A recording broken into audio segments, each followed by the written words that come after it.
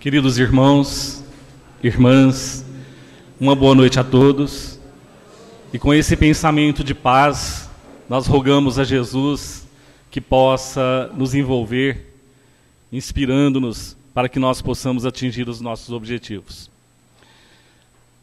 Humberto de Campos, no livro Boa Nova, faz-nos uma narrativa referindo-se às peregrinações do Cristo, o início, em que Jesus, caminhando em volta do lago de Genezaré, fazendo as suas pregações, realizando curas, ensinando, procurando demonstrar para a sociedade daquela localidade o seu amor, a necessidade que o homem tinha de buscar os benefícios do amor fraternal e também da divindade. Muitos dos judeus que ali se encontravam questionavam a respeito do Cristo. Alguns diziam que ele era um bruxo, outros diziam que ele era um profeta, outros mais diziam que ele era um feiticeiro. E os discípulos do Cristo, na sua intemperância, na sua incompreensão, iniciou-se alguns questionamentos relacionados àqueles que direcionavam-se a Jesus de uma forma agressiva. E Jesus silenciava mediante determinadas acusações. Filipe e Pedro, que eram mais bravos, que tinham sentimentos mais duros, brigavam e às vezes até ficavam com sentimentos de mágoa em relação àquilo que eles ouviam. E Jesus continuava a sua jornada, continuava a sua peregrinação. E os discípulos sempre aproximando dele, Filipe e Pedro, questionando a Jesus como poderia ele silenciar mediante tais acusações, mediante as graves acusações que faziam a respeito da sua personalidade. Mas Jesus permanecia em silêncio. Ele deixava com que as palavras chegassem aos seus ouvidos e de uma forma muito humanitária, cheia de amor, permanecia no silêncio. Até que em determinado momento, Jesus somente com os apóstolos e Filipe, bravo, questionando a respeito das acusações, ele pergunta para Filipe: o que seria do mundo se não houvesse aqueles que discordassem igualmente dos ensinamentos, das palavras, da mensagem do amor? Porque se todos que estivessem ali aceitassem com silêncio, que aceitasse com benevolência, alguma coisa estaria errado. Então Jesus deixou bem claro que era necessário que os acusadores, aqueles que incompreendiam a sua mensagem, os seus ensinamentos, o seu trabalho, também pudesse ter a divergência. Mas permaneciam eles ali questionando Jesus. Até que em determinado momento, Pedro, aproximando-se do Cristo, perguntou: mas Senhor, até quando terei eu que perdoar meus irmãos? Até 7 vezes? E Jesus respondeu de uma forma muito mansa para ele: Pedro, em verdade eu vos digo, que não perdoarás apenas 7 vezes, mas 70 vezes 7. Isso quer dizer, será que nós fazemos uma reflexão do que representa isso? 70 vezes 7. Que representa 490 vezes. Então Jesus deixou bem claro para Pedro que a necessidade do perdão é algo que tem que partir da nossa intimidade. É um projeto que nós temos que desenvolver em nós. José Raul Teixeira, numa de suas entrevistas, foi feita a pergunta para ele a respeito do que ele entendia sobre perdão. E ele responde que perdão, no latino, significa perdore, que significa doar além. Então, isso representa o quê? Nós temos que ir além do que nós possamos imaginar. Deixar os nossos sentimentos estar acima de mágoas, de ressentimentos, de tristezas. E nós sabemos que o mundo não mudou muito essas questões. Porque quando Jesus estava na Palestina, havia muito sentimento de mágoa, havia muito sentimento de ódio, e havia muitos conflitos entre os governantes, os políticos que ali se encontravam em torno da Palestina. E nós vemos que hoje, 2000 anos passados, a Palestina continua os conflitos. Nós que estamos aqui no Brasil, nós também temos os nossos conflitos. Hoje, por exemplo, nós estamos vivenciando um conflito político em nosso país. E o que a gente mais vê são sentimentos de raiva, sentimentos de ódio, de mágoa no povo brasileiro. Quando nós deveríamos estar com os nossos pensamentos unidos, voltados para o mesmo interesse, que seria o do amor fraternal. Que os nossos políticos erram, problema deles. Agora, nós temos que fazer a nossa parte, procurando deixar os nossos pensamentos agirem benevolamente em benefício do nosso país. E nós sabemos que nós temos um compromisso muito grande com o mundo em relação a essa questão de doação para a humanidade. Porque nós sabemos que o Brasil é a pátria do Evangelho, o Brasil é o coração do mundo. E sendo pátria do Evangelho, sendo o coração do mundo, nós temos uma responsabilidade muito grande. Não é à toa que Jesus permitiu que nós reencarnássemos aqui no Brasil. Porque nós temos o nosso compromisso, principalmente nós espíritas. E muitas vezes, o que a gente mais ouve quando conversamos a respeito do perdão, as pessoas dizerem, Deus que perdoa, eu não perdoo ninguém. Eu não tenho nada para fazer para doar em relação ao perdão. Somente Deus pode perdoar. Um equívoco de nossa parte. Porque Deus irá nos perdoar a partir do momento que nós mudarmos a nossa intimidade. A partir do momento que nós transformarmos os nossos sentimentos. Aí sim, Deus estará nos dando uma oportunidade, um benefício de realmente receber esses benefícios do seu amor, do amor divino, que é a nossa transformação. Então Deus, no Evangelho está, que é necessário a gente perdoar para que Deus nos perdoe. Jesus disse isso. Mas até hoje nós não conseguimos entender o que representa essa passagem de Jesus, de nós perdoarmos para que Deus nos perdoe. O que representa isso para nós? O perdão tem que nascer na nossa intimidade. E começando pelo nosso lar, que é o endereço dos maiores conflitos que nós temos. A diversidade espiritual. Espíritos endividados, compromissados, através dos laços da reencarnação, que é o primeiro ato de perdão de Deus para conosco, dando a oportunidade da reencarnação. Então, quando Deus nos oferece essa oportunidade de reencarnarmos, Ele está dando uma grande chance de nós fazermos a nossa transformação, de mudarmos o endereço de sentimentos negativos que nós carregamos conosco, de trazer junto daqueles que vêm ao nosso lado no lar o perdão, de poder olhar e sentir a necessidade de amar aquele ser que vem conosco e assim iniciar o projeto da transformação em relação ao perdão. E a gente vê que muitas famílias trazem esses conflitos, que muitas famílias trazem esses problemas individualizados dentro do lar. Pai que não consegue enxergar o filho como um donativo, uma bênção de Deus para auxiliá-lo no progresso, na sua evolução. Mães, filhos em relação aos pais. Quantos problemas que nós temos aí de homicídios dentro do lar, exatamente porque o ódio, a mágoa, está presa no ser. Porque não consegue enxergar a oportunidade que Deus está dando para que nós nos transformemos, para que nós renovemos as nossas atitudes em relação ao nosso próximo. Então, ver o perdão é uma necessidade que nós temos de renunciar na nossa intimidade esse sentimento doentio, perturbador, desequilibrado que carregamos conosco. Então, Jesus, quando ele silencia perante os apóstolos, era porque ele sabia que cada um daqueles irmãos que estava ali conflitante em relação ao seu trabalho, eram almas necessitadas, eram almas que precisavam de um apoio, de um auxílio, não de agressão, agressão verbal ou às vezes até física. E até hoje nós estamos no mesmo processo.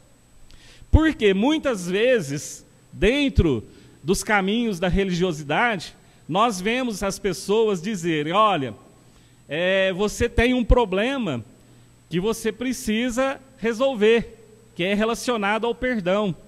E para que Deus te perdoe, é necessário que você comece a fazer alguns donativos para a igreja, ou fazer um trabalho relacionado dentro aqui da igreja, não criticando nenhuma religião, pelo amor de Deus. E às vezes a gente ouve isso das pessoas, porque muitas pessoas que eu conheço, fala isso para mim quando a gente toca no assunto sobre perdão, fala para mim, mas é Deus que vai me perdoar. Mas de onde você tirou essa ideia? Ah, fulano falou para mim que para eu viver bem, Deus tem, para me perdoar, eu tenho que fazer determinadas coisas. E são essas determinadas coisas, né, essas barganhas que nós fazemos aí, que Deus não está preocupado com elas. Ele está preocupado com a nossa índole, a nossa transformação, o ser real que nós temos que ser. Porque Deus não nos criou para permanecermos eternamente no ódio, na raiva, no egoísmo. Então, Deus, quando Ele nos criou simples e ignorantes, Ele se preocupou com a nossa evolução. Então, nós estamos num degrau evolutivo que necessita essa transformação de cada um de nós, de reconhecermos que o planeta Terra está dando oportunidade para nós exatamente para que haja essa transformação, para que haja essa mudança, essa postura renovadora do ser espiritual que somos. Então é uma conquista do Espírito. E o Espírito só vai galgar esse projeto da evolução, essa escala evolutiva, a partir do momento que começar a parar essas arestas. Kardec, ele fala que nós temos as duas asas, né, que é a asa da inteligência e a asa da moralidade. E nós desenvolvemos mais a asa da inteligência e deixamos a asa da moralidade parada. Então é como que um pássaro de asa quebrada. Batemos a asa da inteligência e a asa da moral caída. Então nós não conseguimos voar. Por quê? Porque não conseguimos enxergar a necessidade que nós temos de fazer essa transformação, de usar as duas asas para o nosso voo espiritual. Fazer com que haja essa equiparação. A gente poder sentir que as duas asas estão batendo igualmente. Se uma ficar um pouco para trás, a gente tentar equilibrar para conseguir atingir o nosso objetivo. E a gente vê que quando Jesus ensina os apóstolos a mensagem da oração, e que nesse trecho perdoe as nossas dívidas e perdoe as nossas ofensas, como nós perdoamos, né, os nossos devedores, ou como nós perdoamos os nossos ofensores, a gente precisa fazer uma reflexão. Porque nós oramos, fazemos a prece do Pai Nosso, mas poucos conseguem enxergar o que representa isso. Perdoe as nossas ofensas, como perdoar os nossos ofensores. O que é perdoar as nossas ofensas? É perdoar a nossa atitude em relação ao nosso próximo. Como nós agimos em relação ao nosso próximo. As palavras ásperas que nós usamos. O verbo descabido que nós projetamos em relação ao nosso próximo.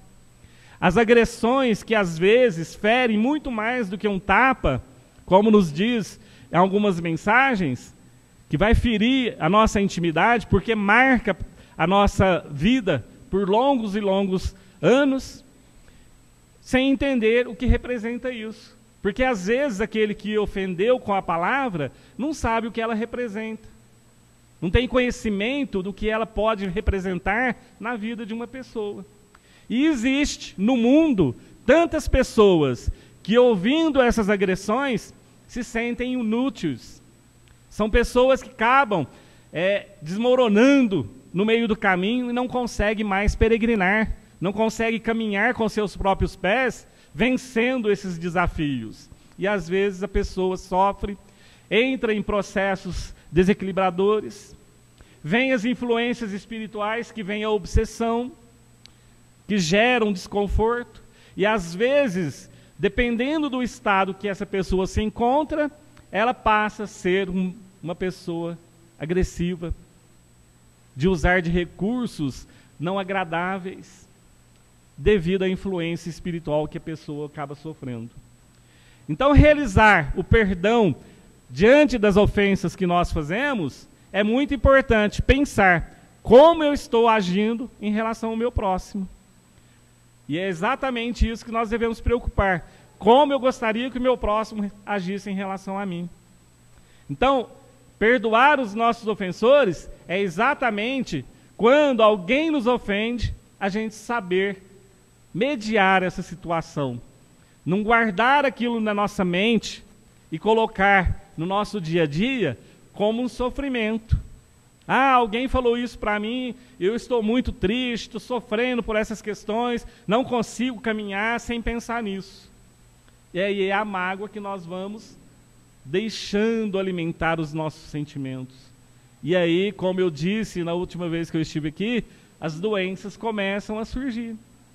E a verdadeira pureza está exatamente aí, quando você consegue mudar esse panorama, quando você consegue tirar de dentro de você esse sentimento negativo, esse sentimento de mágoa. Perdoar a si mesmo, quando nós precisamos nos perdoar. Muitas vezes, a gente sofre porque alguém nos agrediu verbalmente, ou porque a gente falou alguma coisa que feriu aquela pessoa, e a gente passa a ter um sofrimento que não consegue se libertar também. E muitas pessoas acabam indo ao processo do suicídio, por achar que só é um peso, um fardo doído, pesado na vida dos outros, e a pessoa não consegue mudar também esse panorama e acaba entrando num processo obsessivo e suicidam-se. Então essa é a maior falta de perdão em relação a nós mesmos. Então o perdão não é só em relação ao nosso próximo, ou o nosso próximo em relação a nós. Nós também temos que exercer o perdão em nós. Joana de Ângeles, ela fala que todos nós precisamos realizar o auto-perdão. O que é o auto-perdão? É você caminhar para dentro de si mesmo. É você poder enxergar você como um filho de Deus. Um filho que está a caminho buscando a sua transformação, a sua renovação. E aí, pensar no auto-amor. Se eu me amo, eu me perdoo. Se eu não me amo, eu não vou me perdoar. Se eu não me amo, eu vou ficar em conflito. A minha mente começa a ficar fervilhando em relação às situações que estão acontecendo comigo. Então, o auto-perdão é uma necessidade que nós temos de fazer para conosco mesmos. Por quê? Se nós nos perdoarmos, é sinal de que nós estamos caminhando para dentro de nós. É sinal de que nós estamos enxergando em nós o ser espiritual que somos, o Filho de Deus. E por isso que Jesus diz, vós sois Deus. O que o Cristo quis dizer com essa passagem em relação a vós sois Deus? Ele quis nos mostrar que nós temos dentro de nós um projeto da divindade, que nós temos parte do Criador conosco. E Deus não nos criou para ficar cheio de ressentimentos, de mágoas, com ódio dentro de nós, num processo de egoísmo, porque isso vai trazer dores para nós, vai trazer consequências gravíssimas no nosso processo evolutivo. E aí, com isso, nós vamos retardar a nossa evolução. E nós vemos que o planeta Terra está cada vez mais se acelerando, buscando de nós essa mudança. E só conseguiremos através do quê? Através do amor, o amor fraternal. Buscar desenvolver em nós o amor divino.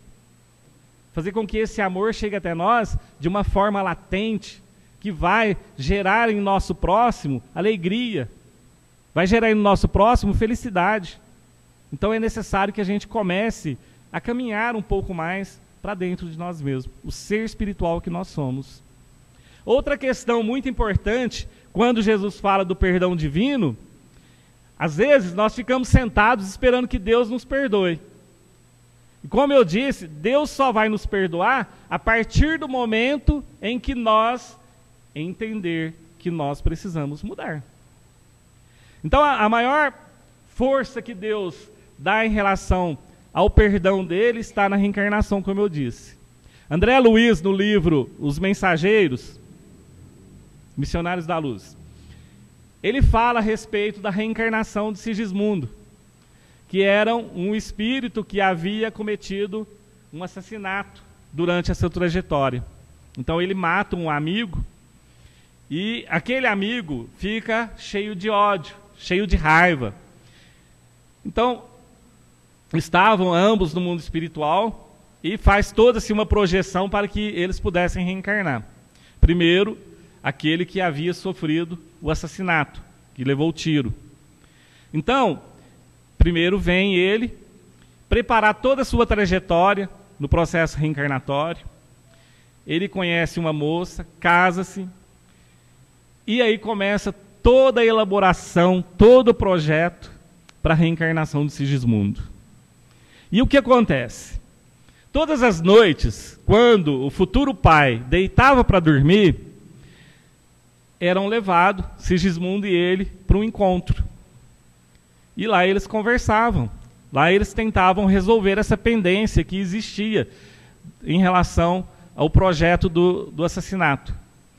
E aí, quando ele acordava de manhã cedo, o futuro pai, ele acordava de manhã e ele falava assim: essa noite eu tive um pesadelo, tive um sonho ruim, umas coisas assim que não tem nada a ver. E sempre ele estava colocando essa questão em relação ao que acontecia durante a noite. E os espíritos fazendo toda a elaboração, todo o processo, mudando, tentando auxiliar para que o amor pudesse falar mais alto naquele momento. E aí, até que chega um dia em que o futuro pai aceita que o Sigismundo fosse seu filho. E aí os espíritos falam: então hoje nós iremos projetar Sigismundo no projeto reencarnatório. Então a reencarnação é a maior bênção que Deus nos oferece no seu perdão.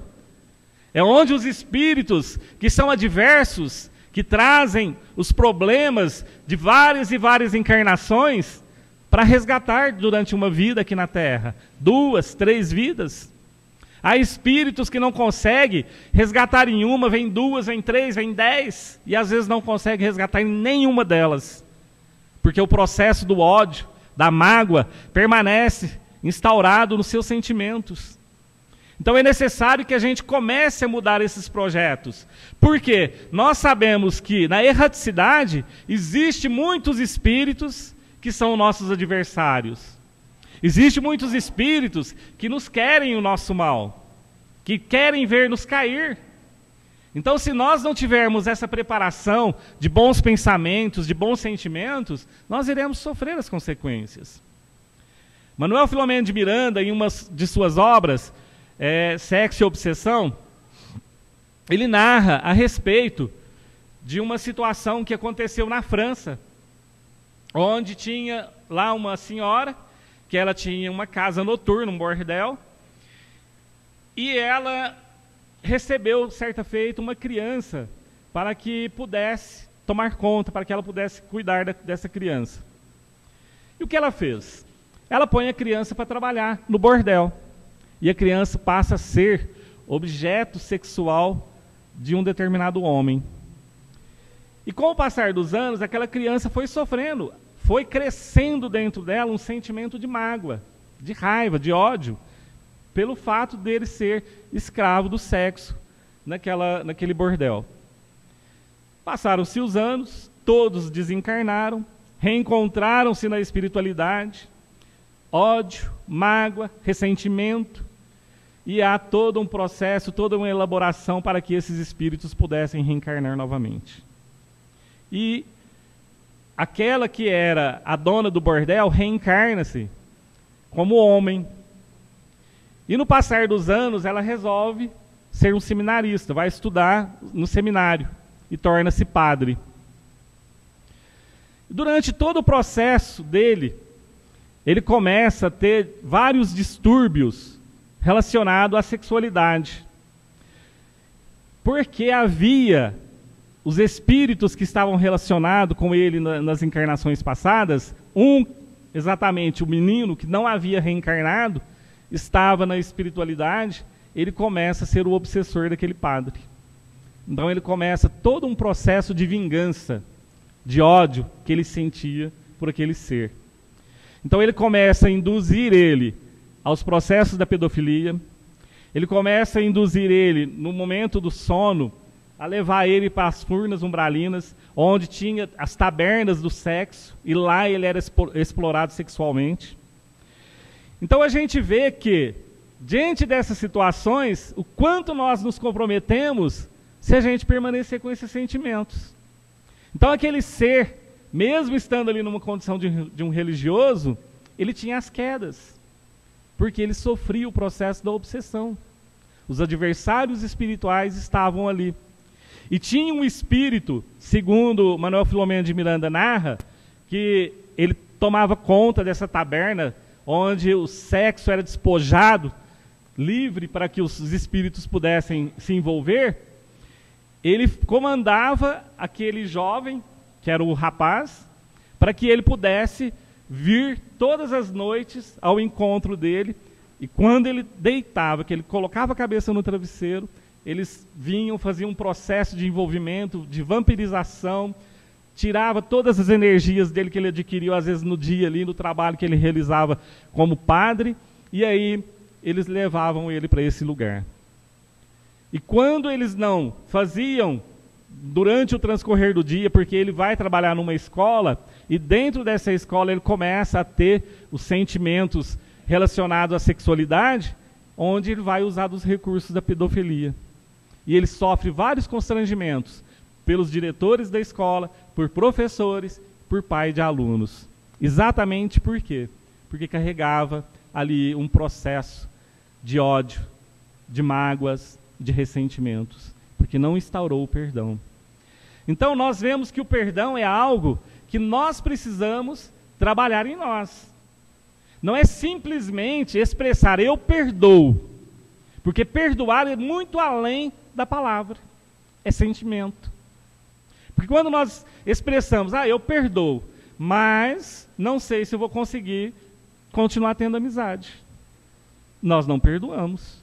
Porque se realmente tivéssemos perdoado, nós estaríamos mudando esta situação. Nós estaríamos projetando em nós outras atitudes, outros sentimentos. Então, quando alguém aproxima-se de nós pedindo para que nós possamos perdoá-los, é necessário que a gente faça, em primeiro lugar, uma reflexão. O peso que seria não perdoar. O que representaria isso para mim? Quais os benefícios de eu perdoar? Quais os malefícios de eu não perdoar? Então é importante termos essa preocupação. Existe uma narrativa, conta-nos, que determinada mulher, casada, e que durante toda a encarnação dela de esposa, ela recebeu a traição do esposo. O esposo traía e não tinha nenhum compromisso com o lar, com a família. Mas ela permaneceu firme, fiel nos seus compromissos, nas suas responsabilidades de esposa. Ela procurou sempre dedicar como mulher, lavando a roupa, passando a roupa, cozinhando e cumprindo com as obrigações de esposa. Em um determinado momento, aquele homem, cansado do vai e vem entre o lar e a amante, ele resolve assumir o compromisso de dedicar somente à amante e vai-se embora. E os anos passaram, o tempo foi passando, aquela mulher sofrida no lar não deixou de cumprir com as suas obrigações ali mesmo, permaneceu fiel nos seus compromissos, e os anos foram passando, até que determinado dia chegou um táxi e parou à sua porta.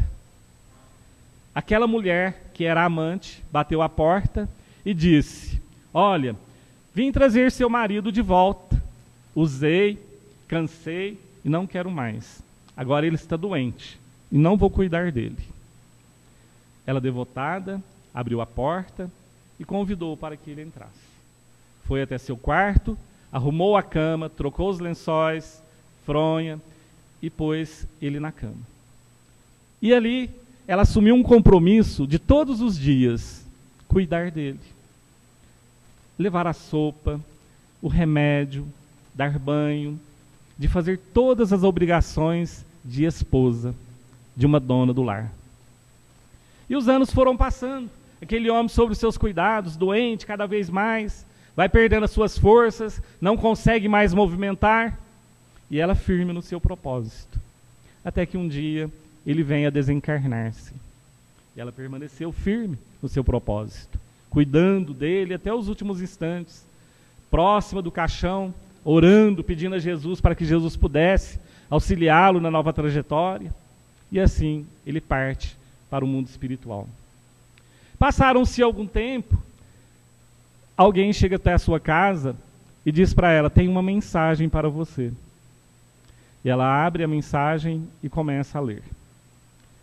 Aquele espírito que havia abandonado, que deixou os compromissos de esposo e que no final da sua vida, doente, volta ao lar, e ela sob os seus cuidados ali, cuidando dele até os últimos instantes, traz uma mensagem de agradecimento. Obrigado por ter tanto amor. Obrigado por ser um anjo. Os seus sentimentos me auxiliou tanto na minha trajetória espiritual, que hoje eu entendo o quanto errei, o quanto deixei de cumprir com as minhas obrigações, mas estou buscando uma nova oportunidade para que um dia eu possa retribuir tudo que você fizera por mim. Então nós vemos que muitos de nós pensaríamos: imagina, o cara foi embora, que morra para lá. Ou, né, ela é uma boba, né, foi cuidar do marido no final da vida dele, em todo sofrimento. Mas essa é a proposta de Jesus. Essa é a mensagem de Jesus quando ele fala para Pedro que não é perdoando apenas 7 vezes, mas 70 vezes 7, que dá 490 vezes. Se nós pensarmos que numa encarnação, todos os dias nós tivermos apenas um fato em que nós nos sentirmos ressentidos, magoados, nós iremos ver que as 490 vezes é muito pouco para uma encarnação. Então nós precisamos começar a pensar nas nossas atitudes hoje, ver como eu estou e poder sentir as necessidades de olhar para o meu próximo e ver aquele espírito necessitado que está ao meu caminho, porque Deus permitiu, para que nós pudéssemos fazer uma renovação espiritual, para que nós pudéssemos compromisso para conosco mesmo e não para com Ele. Porque Deus nos ama e aguarda-nos num projeto de evolução em ver este planeta diferenciado. E nós somos os espíritos compromissados com o planeta Terra. Nós somos esses espíritos que Deus enviou para ressarcir os nossos débitos, mudando o nosso compromisso. E Jesus dá-nos uma oportunidade ainda maior, traz-nos o Consolador prometido, oferecendo-nos condições para desenvolver os recursos espirituais, como mediunidade, de estudar a doutrina e poder enxergar na sua mensagem um leque que se abre para todos nós, e assim prosseguirmos a nossa trajetória, vencendo os obstáculos, superando cada dia as nossas dores, os nossos conflitos, aparando as nossas arestas, e assim seguindo os nossos caminhos, mudando a nossa trajetória. Esse é o maior ensejo do perdão. Perdoar é sentir o nosso próximo dentro de nós com amor. E a terapia do perdão é exatamente essa. Nós fazemos uma terapia todos os dias, começando amando-nos a nós mesmos, mudando os nossos sentimentos e olhando para o nosso próximo, enxergando as necessidades dele, e assim poder estender as mãos e caminharmos juntos. Ver que os recursos divinos são oportunidades ricas que nós temos para o nosso crescimento. A proposta do Cristo é amar ao próximo como a ti mesmo. Então, se não nos amamos, como poderemos amar o nosso próximo? E deixar com que esse sentimento de que Deus irá iluminar os nossos caminhos eternamente, é um equívoco. Porque Deus está com uma luz acesa, agora é necessário que nós acendamos a nossa. Façamos a nossa parte. Contribuímos assim com o nosso crescimento. E assim nós iremos ver o nosso planeta, um planeta diferenciado, um planeta iluminado, onde os recursos do amor irá brilhar em todos os corações. Muita paz e Jesus nos abençoe. Obrigado.